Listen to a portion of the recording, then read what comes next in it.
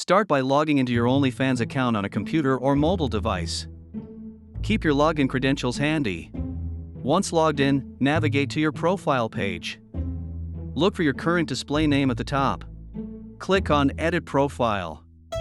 This option is usually found below your display name. In the Edit section, find the Display Name field. It's time to think of a name that represents you.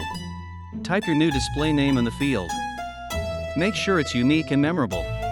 Review your new display name for typos. Spelling matters for a professional look. Next, scroll down to find the Save Changes button. It's crucial not to skip this step. Click the Save Changes button. You'll see a confirmation message appearing on the screen.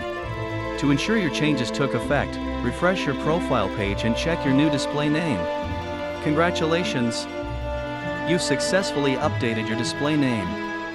Now your profile truly represents you. Keep your display name consistent across social platforms for brand recognition. And that's it.